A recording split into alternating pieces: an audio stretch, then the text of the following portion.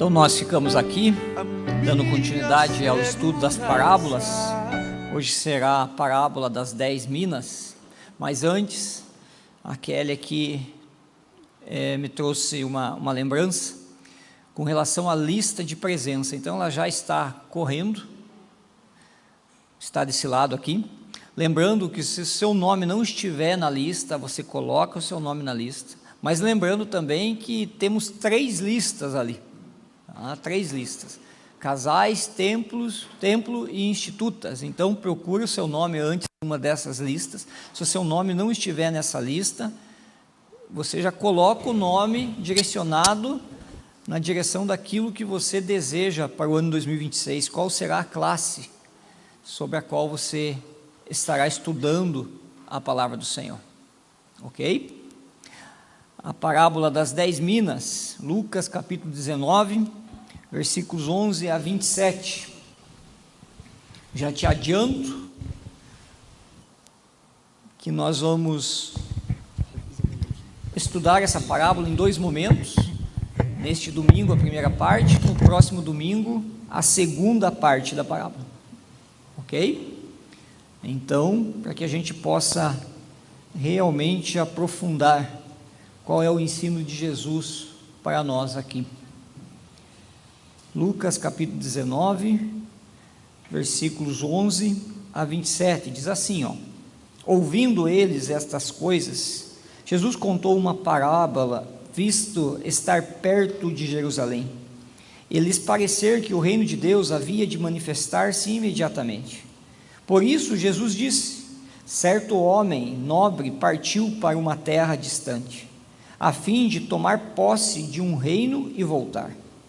Chamou 10 dos seus servos, confiou-lhes 10 minas e disse-lhes: negociem até que eu volte. Mas os seus concidadãos o odiavam e enviaram após ele uma embaixada dizendo: não queremos que este reine sobre nós. Quando ele voltou, depois de ter tomado posse do reino, mandou chamar os servos a quem tinha dado o dinheiro, a fim de saber quanto tinham conseguido ganhar em seus negócios. O primeiro se apresentou e disse: Senhor, a sua mina rendeu 10. O Senhor lhe disse: muito bem, servo bom. E porque você foi fiel no pouco, terá autoridade sobre 10 cidades. O segundo servo veio e disse: Senhor, a sua mina rendeu 5. E a este o Senhor disse: você terá autoridade sobre 5 cidades. Então veio outro servo dizendo: Senhor, aqui está a sua mina, que eu guardei embrulhada num lenço, porque tive medo do Senhor, que é homem rigoroso. O Senhor retira o que não depositou e colhe o que não semeou. Mas o Senhor respondeu: servo mau, eu o julgarei usando as suas próprias palavras. Você sabia que eu sou homem rigoroso, que retiro o que não depositei e colho o que não semeei. Porque você não pôs o meu dinheiro no banco, e então na minha vinda eu o receberia com juros. E disse aos que estavam ali: tirem dele a mina e deem ao que tem as 10. Eles ponderaram: Senhor, ele já tem 10. Ao que o Senhor respondeu: pois eu declaro a vocês que a todo o que tem será dado ainda mais, mas o que não tem, até o que tem lhe será tirado. Mas quanto a esses meus inimigos, que não quiseram que eu reinasse sobre eles, tragam-nos aqui e os matem na minha presença. Pai eterno, Deus bondoso, diante da Tua palavra que foi aberta, lida, carecemos do Seu cuidado e da Sua direção. Carecemos, ó Deus, que o Seu Santo Espírito nos direcione segundo a Sua vontade para o texto bíblico lido. Nos ajuda, ó Pai, em nome de Cristo. Amém. Amém.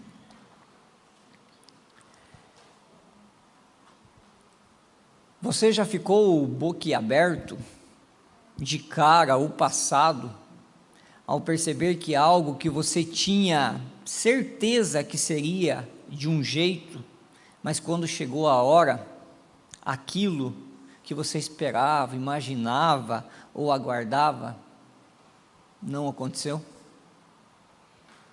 Já teve algum momento da sua vida assim?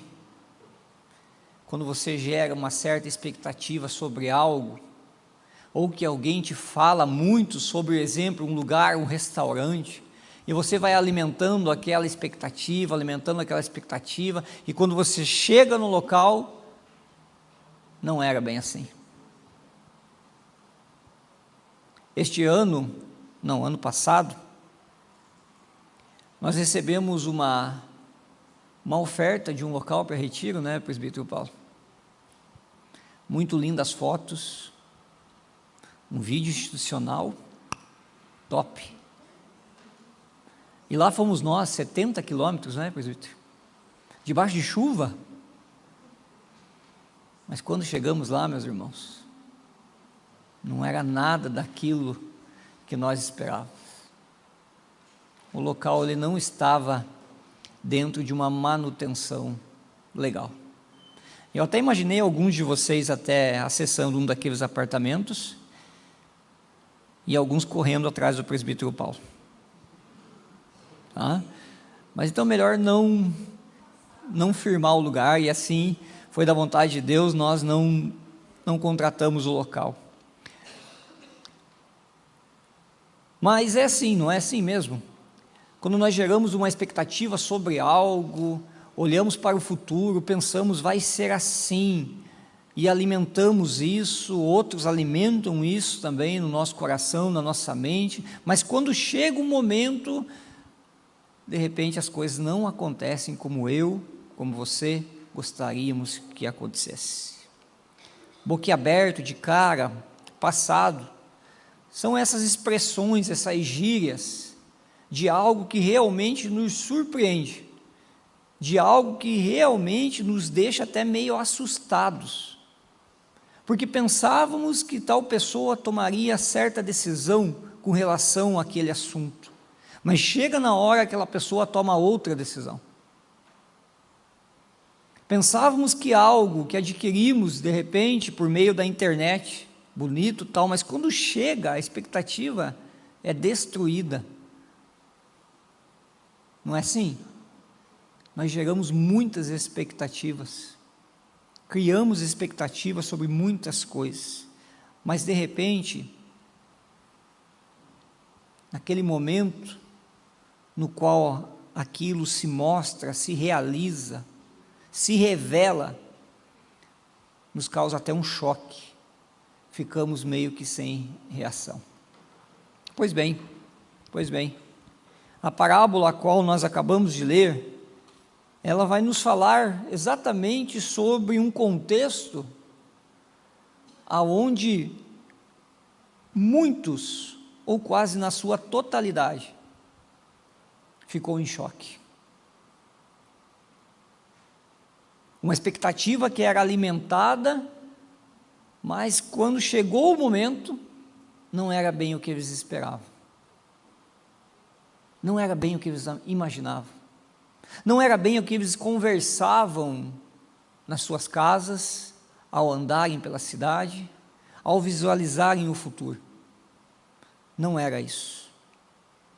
O texto, no versículo de número 11, analisando o contexto, diz o seguinte: ouvindo eles estas coisas, Jesus contou uma parábola, à vista estar perto de Jerusalém, e lhes parecer que o reino de Deus havia de manifestar-se imediatamente. Por isso, Jesus disse, analisando esse contexto do versículo de número 11, e você também me ajuda nesse contexto aí, por gentileza, você contribui, senão eu fico falando aqui e não paro. Mas eu gostaria de chamar sua atenção para alguns detalhes do que está acontecendo aqui.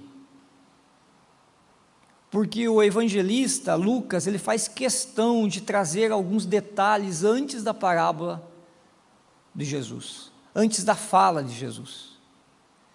Ele precisa destacar alguns momentos anteriores, e não só anteriores, alguns momentos históricos na vida do povo judeu, na vida do povo, que ali então aguardava algo e de repente foram frustrados ao final.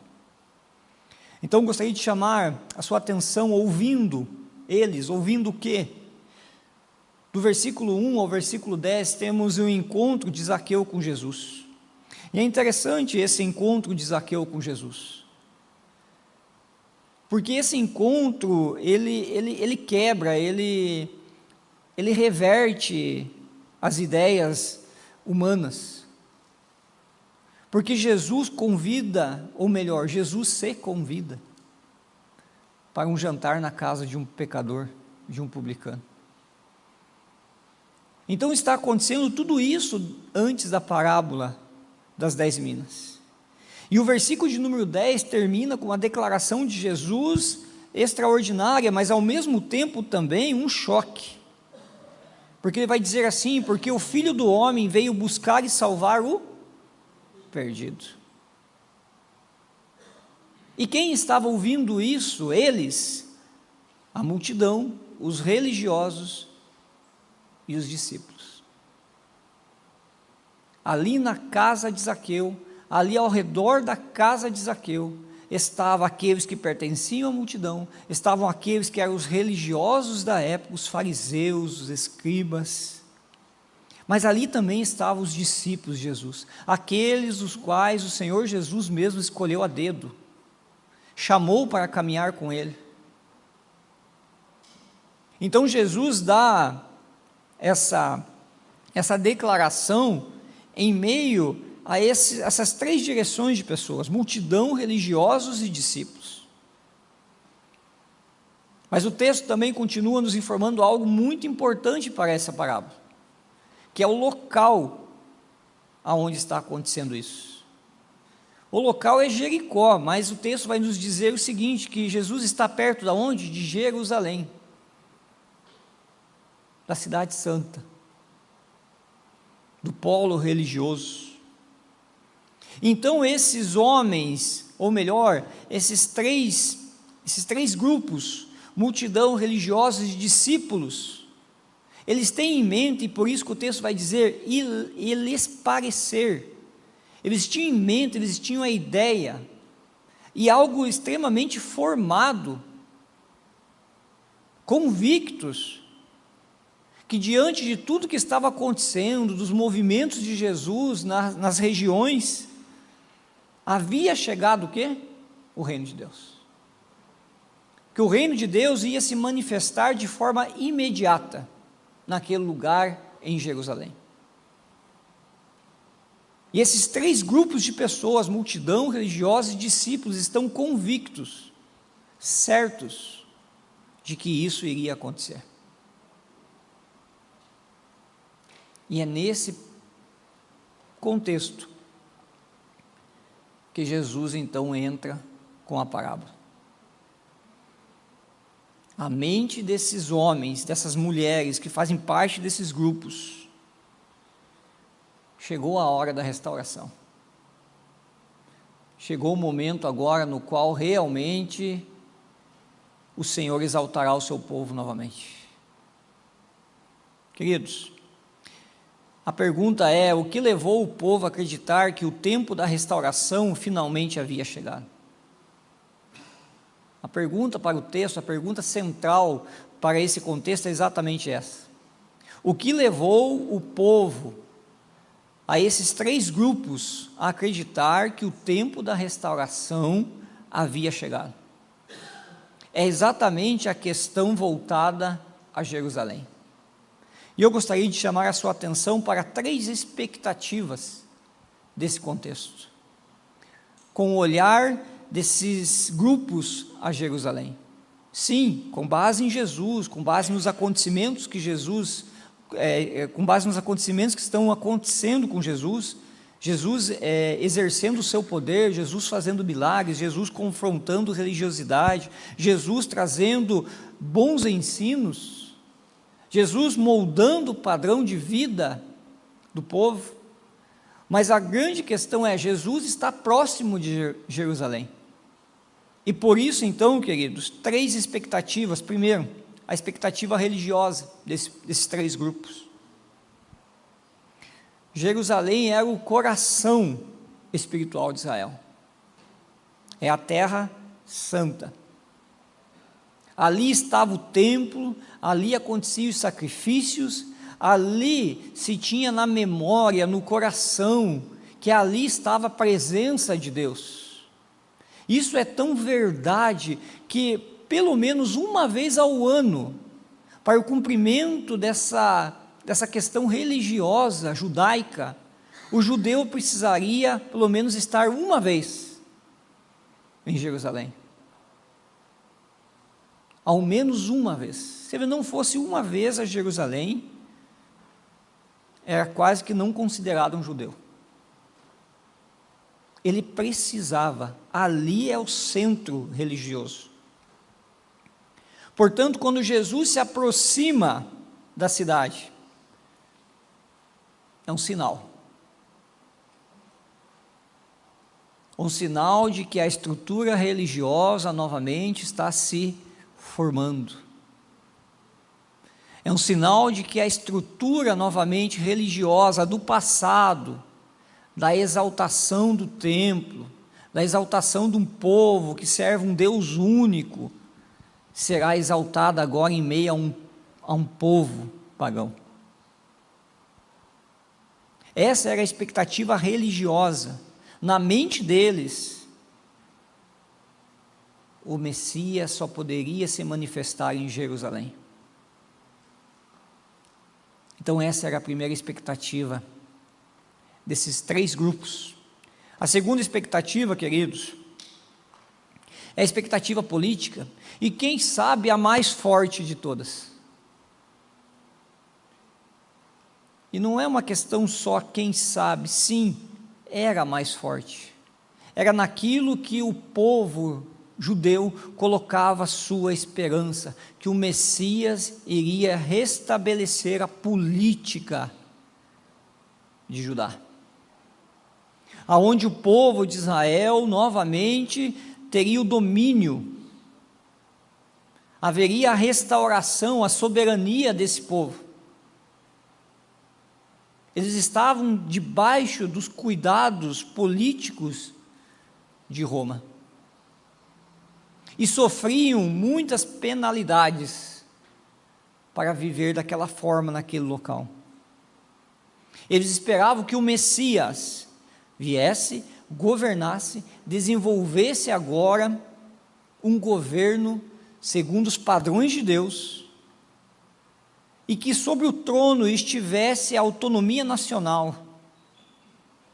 E Jesus está próximo de Jerusalém, porque lá é o centro político, porque era de lá que emanava todas as decisões políticas,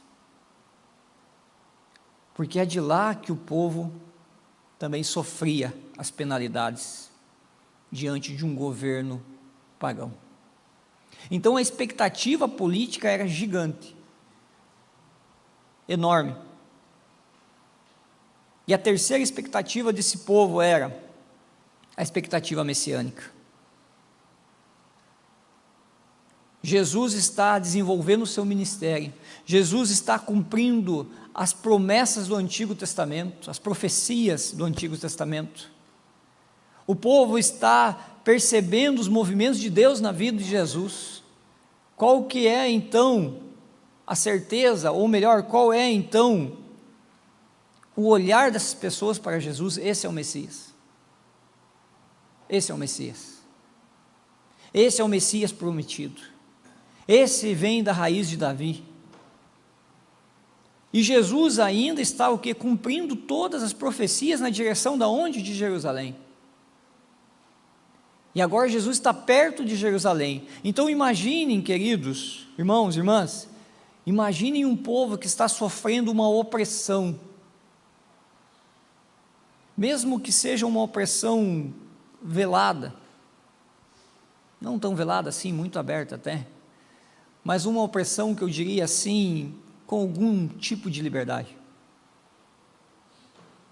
Mas o que eles desejavam era essa expectativa messiânica para que eles fossem libertos do jugo novamente. E mais, nós estamos aqui há dias da Páscoa. A Páscoa para o judeu, a Páscoa para o povo de Israel, era o momento no qual se celebrava o que? A liberdade do jugo. Trazia à lembrança aquilo que Deus fez lá no Egito, tirando o seu povo, caminhando com o seu povo, exaltando o seu povo, levando o seu povo para a terra prometida. E tudo isso está acontecendo, essa expectativa ela se acentua, ela se intensifica, essa expectativa lembrava a libertação do Egito e agora nós vamos ser libertos novamente pela intervenção de Deus. E Jesus está a caminho de Jerusalém. Quantas e quantas vezes nós ouvimos, e eu digo isso no passado, antes de aprofundar essa temática, que o povo de Israel, ele tinha somente aquela questão de uma expectativa terrena, e nós de repente ouvimos isso e não conseguimos compreender o quanto isso era verdade. Mas essas são as expectativas terrenas do povo. Terrenas. Agora, Jerusalém não é um acidente na vida de Jesus. Jerusalém não é algo que acontece por acaso. Jerusalém é o caminho da obediência. Jerusalém é o lugar da obediência. Jerusalém é algo que está centrado no coração de Jesus. Ele tinha uma missão a cumprir em Jerusalém. Isso é tão verdade que em Lucas, e aqui está uma linha do tempo da vida de Jesus, voltado a Jerusalém, tanto que em Lucas capítulo 9, versículo 51, é o início de tudo, Jesus ele permanece mais ou menos entre 2 anos e meio, ministrando, exercendo o seu ministério, trazendo sinais ao povo, cumprindo as profecias, virando aquele contexto de ponta cabeça por meio dos seus ensinos, andando de cidade em cidade, indo e voltando, sendo desprezado em alguns lugares, discipulando os seus discípulos, mas em nenhum momento Jesus perdeu o foco da sua missão, que era Jerusalém. Por isso, em Lucas capítulo 9, versículo 51, diz assim: e aconteceu que, ao se completarem os dias em que seria elevado ao céu, Jesus manifestou no semblante a firme resolução de ir para Jerusalém. Estudiosos apontam exatamente Lucas capítulo 9, versículo 51, como o ponto de início da sua peregrinação à cruz. E é interessante esse texto porque, e aconteceu que, ao completarem os dias em que seria elevado aos céus, ao completar o tempo de Deus na vida dele, ao completar o tempo de Deus do ministério dele naquela localidade, daquela forma, com aquelas intenções gerais, agora eles têm que estar voltados para a missão para a qual ele veio. E a missão era a cruz. Por isso, então, o texto vai nos dizer que Jesus manifestou no semblante. E eu fiquei imaginando o que é manifestar no semblante. A firme resolução de ir para Jerusalém. Porque a decisão de ir para Jerusalém não é uma decisão fácil, mas é uma decisão muito difícil.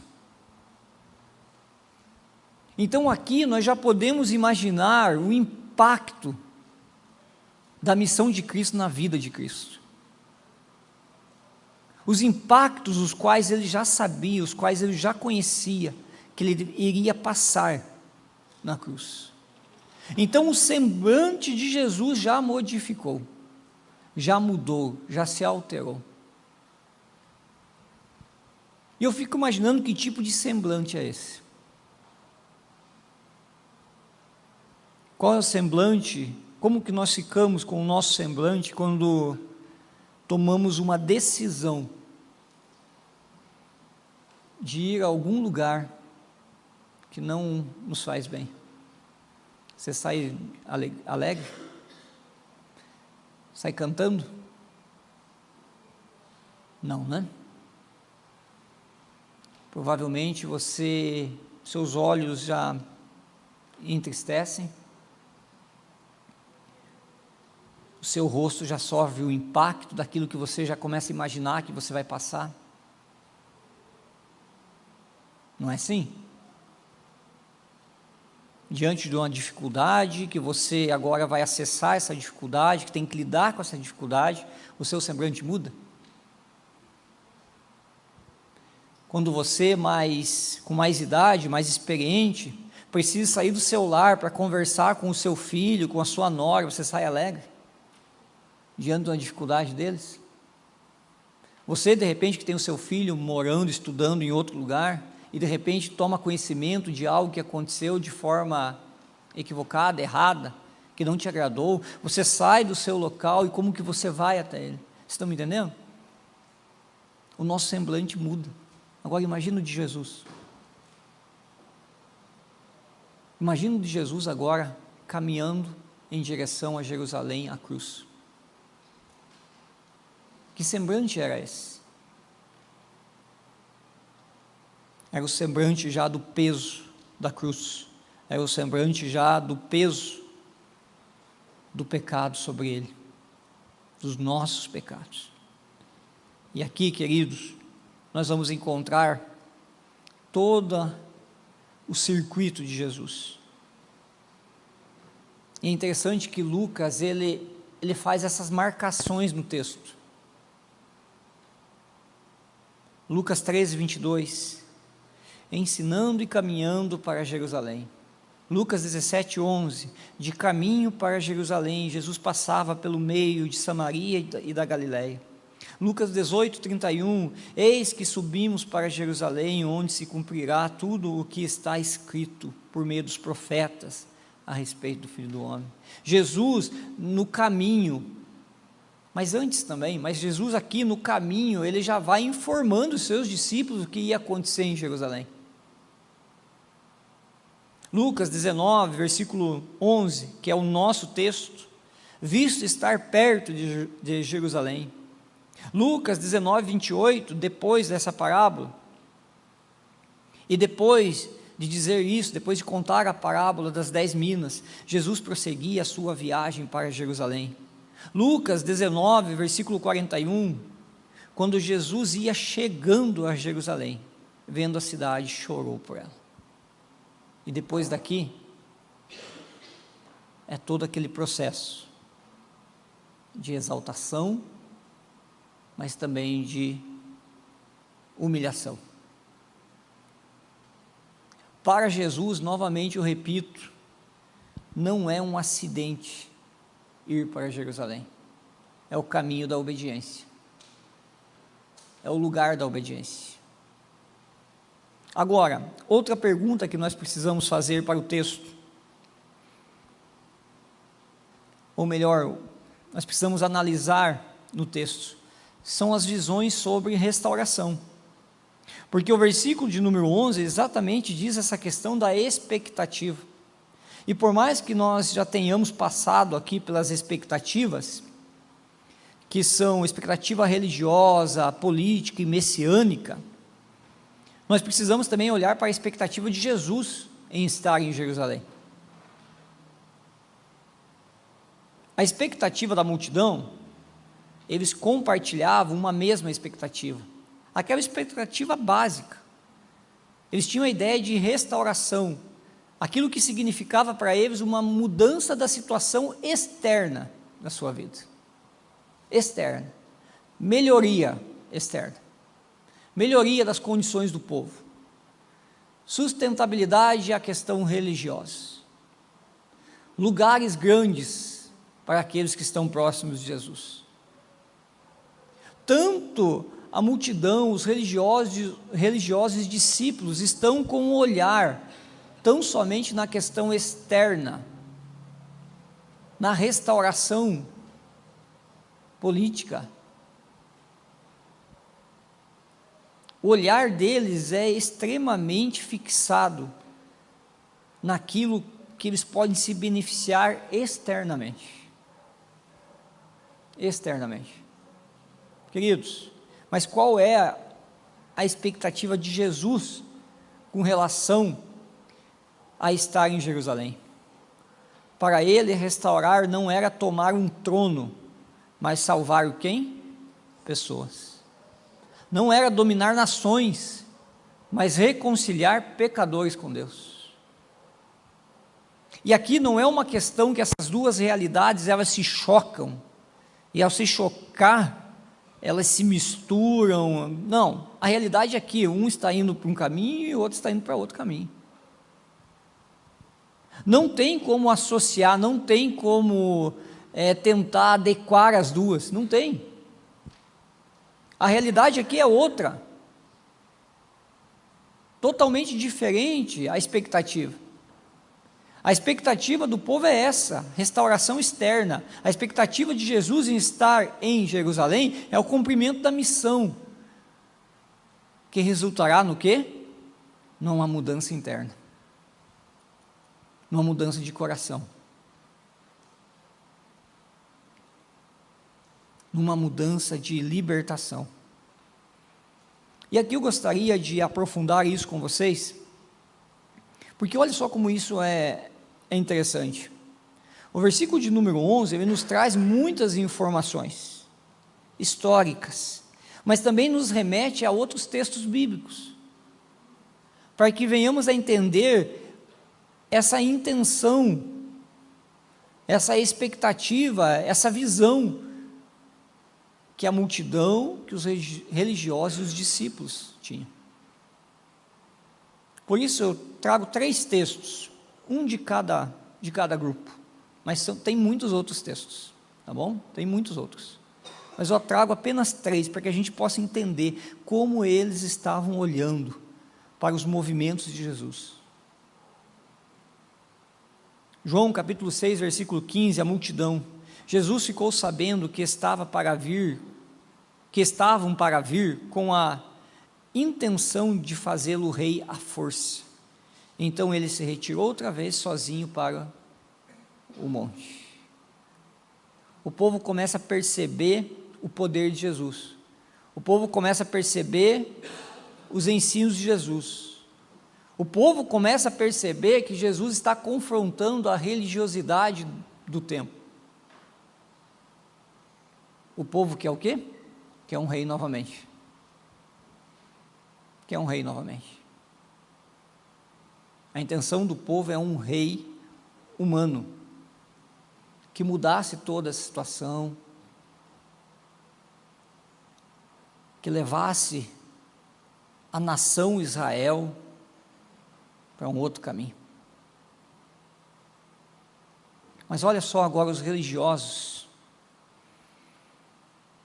João capítulo 11, versículo 48, só estou pegando alguns textos-chave. Se o deixarmos assim, todos crerão nele. Depois virão os romanos e tomarão não só o nosso lugar, mas a própria nação. Aqui é aquele contexto muito próximo já da entrega de Jesus. É aquele texto o qual fariseus, escribas, sumos sacerdotes estão conversando. É só a religiosidade da época, só os líderes religiosos. E eles já estão tramando o que fariam com Jesus. Então estão olhando para Jesus e pensando assim: se ele der prosseguimento, isso pode nos afetar. Mas também, por um lado, se ele for entregue aos romanos, isso pode nos ajudar. Então eles estão conversando, eles estão tramando.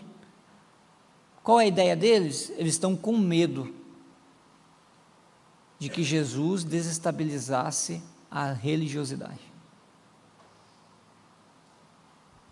Mas alguns têm ainda uma expectativa de que Jesus seria aquele que na verdade não vem para desestabilizar, mas que viria para sustentar. Então há um conflito interno dentro da religiosidade instalada em Jerusalém. Discípulos, Marcos capítulo 10, versículo 37, eles responderam: permite-nos que na sua glória nos assentemos um à sua direita e outro à sua esquerda.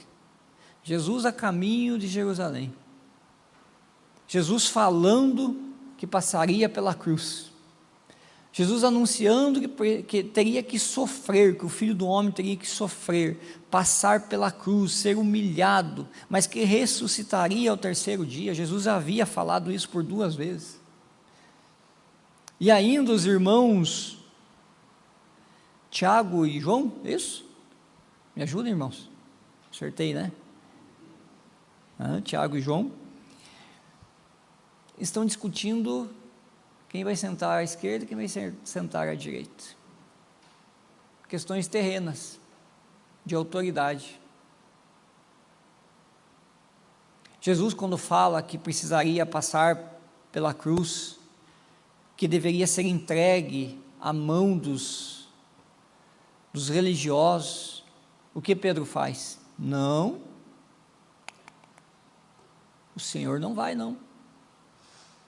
Uma mente totalmente terrena, vivendo, percebendo os movimentos de Jesus, quase que pegando com as próprias mãos os feitos de Jesus, mas ainda com os olhos no chão, com os olhos na terra, com os olhos fixados na questão política, terrena, sustentabilidade da religiosidade. E Jesus?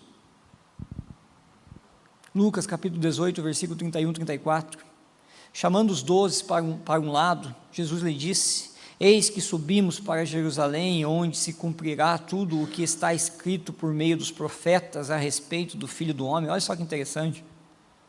Jesus está dizendo a eles, chamando os 12 para perto e dizendo a eles: olha, lá em Jerusalém se cumprirá tudo aquilo que os profetas falaram. É lá que vai acontecer tudo que os profetas anunciaram. É lá que o Filho do Homem será revelado de forma estrondosa, extraordinária. É lá. Mas ele diz: ele será entregue aos gentios, que vão zombar dele, insultá-lo e cuspir nele. Depois de açoitá-lo, eles o matarão, mas ao terceiro dia ressuscitará. Eles, porém, não entenderam nada disso.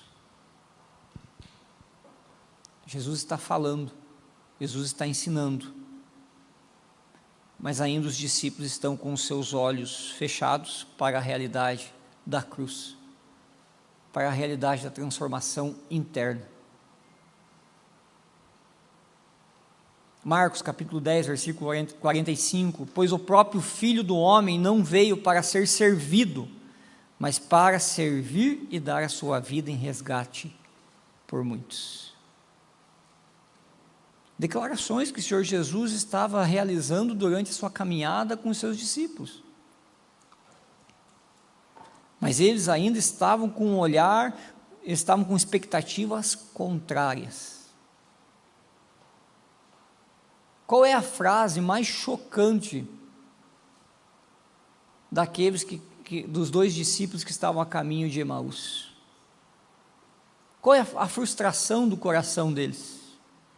Quando Jesus se apresenta a eles e eles não reconhecem Jesus. E Jesus começa a conversar com eles, a falar com eles, a entrar naquele assunto do que havia acontecido antes. E o que havia acontecido antes? Jesus passou pela cruz, foi sepultado. Mas eles não sabiam ainda da ressurreição. Mas uma fala para mim que ali é muito chocante, marcante, nós esperávamos que esse salvaria Israel.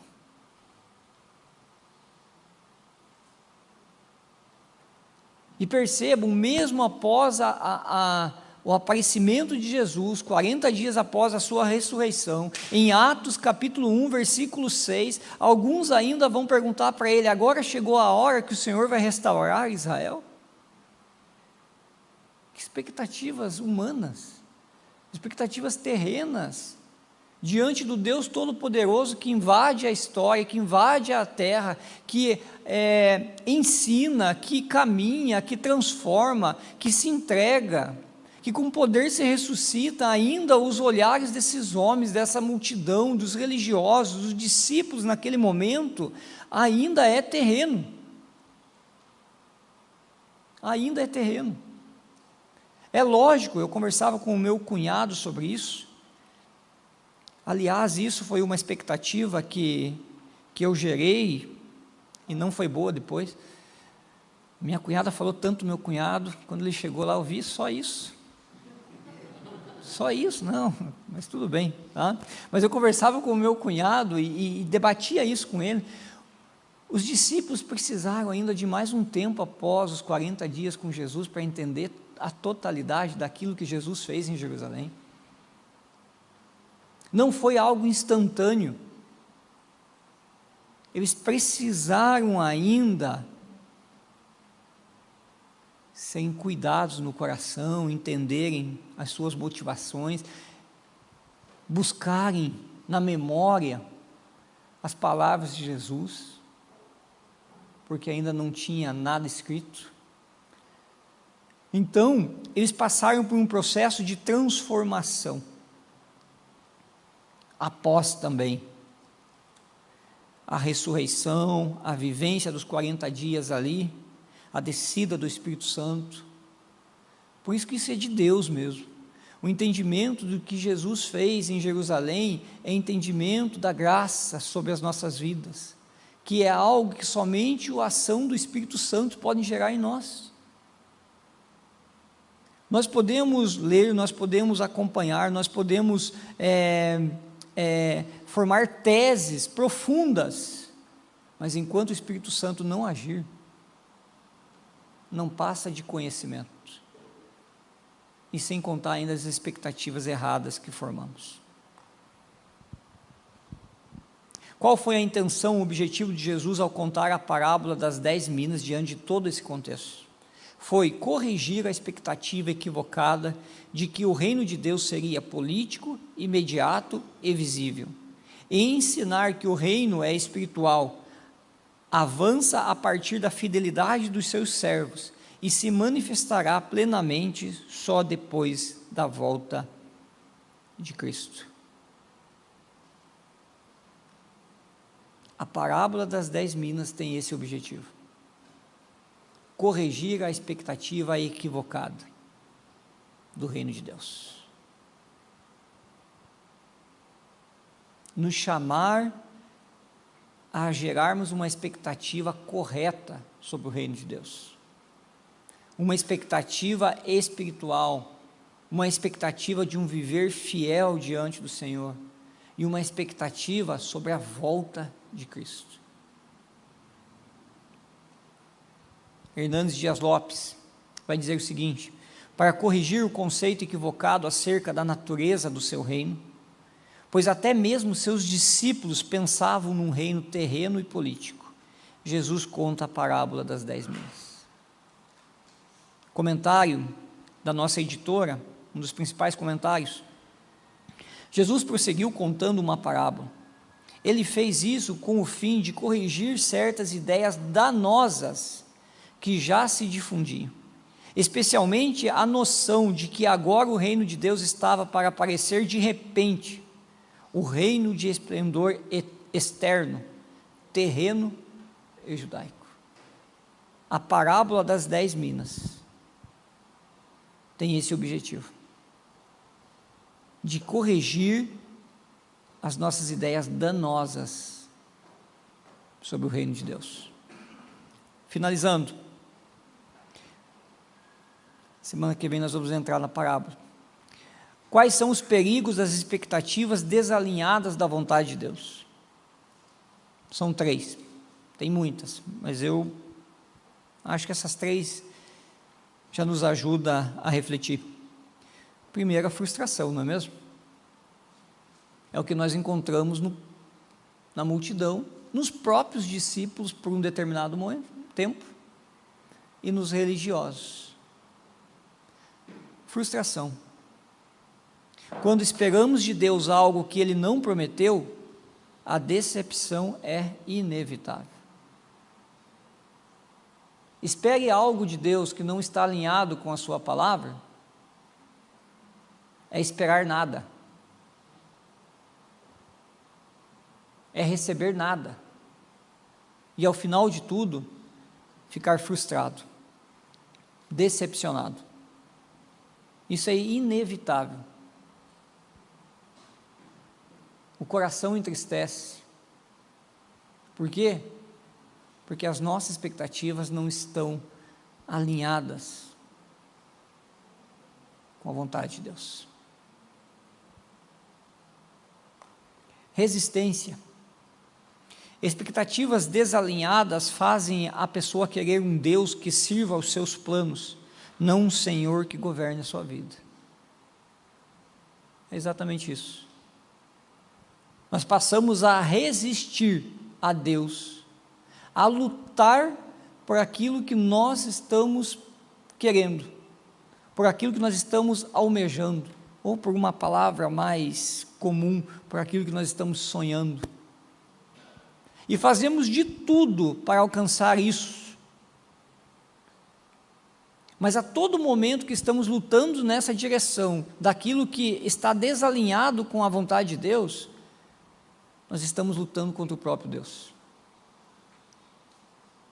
Resistência do coração, resistência da vida diante de Deus.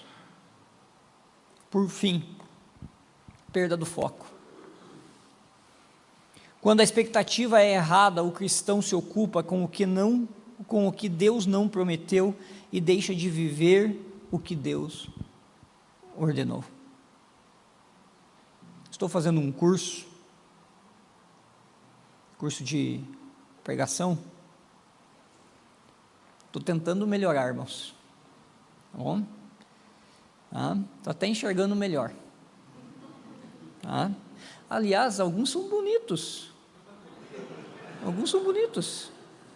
Tá? Mas, voltando aqui, perdi o foco. Tá? Mas perda de foco. Teve uma ministração, uma aula, que falou o seguinte, que nós pastores gastamos muito tempo em coisas que não deveríamos gastar. E deixamos de lado muitas coisas as quais deveriam ter nossa atenção. Quando nós geramos expectativas, anseios no nosso coração de forma errada, desalinhadas com a vontade de Deus, com aquilo que Deus não nos disse que iria fazer, com aquilo que não faz parte das promessas de Deus, nós deixamos de viver aquilo que Deus requer, aquilo que Deus ordenou, aquilo que faz bem para nós. Porque viver segundo a vontade de Deus é viver diante de uma vontade o quê? Perfeita, boa e agradável. Que você hoje, ao ir à sua casa, reflita sobre as suas expectativas. Sobre as suas expectativas do ano, do futuro, dos seus filhos, do seu trabalho, da sua vida financeira, estão alinhadas com as expectativas de Deus? Não que Deus tenha expectativas, Ele já determinou tudo, já definiu tudo, mas só no formato de eu aqui me verbalizar para vocês. Porque nesse momento aqui, Cristo tinha uma expectativa com Jerusalém, ainda não estava consumado. Mas os discípulos, a multidão e os religiosos tinham outra expectativa. Que Deus abençoe a sua vida. Vamos colocar em pé? Convidar o nosso irmão presbítero Elias, mais conhecido como artilheiro, para que ore para nós. Altíssimo Deus, bondoso Pai Celestial, nós te agradecemos, Pai, em primeiro lugar, porque a tua misericórdia se renovou nesta manhã e por isso nós estamos na tua presença aqui, Pai. Te agradecemos pela tua presença na hora da ceia, Pai, habitando no coração de cada pessoa que recebeu esta ceia nesta manhã, Pai. Te agradecemos pela mensagem que tu deste para nós, faz com que possamos guardá-las em nossos corações e que possamos aguardar a vinda de Cristo sem ansiedade, sabendo que Ele vem na hora que Ele quer e que nós não devemos aguardá-la com ansiedade, Pai. Guarda-nos debaixo da Tua graça, do Teu amor e conserva-nos, Pai, na Tua presença, em nome de Jesus. Amém, Senhor. Deus abençoe a sua vida.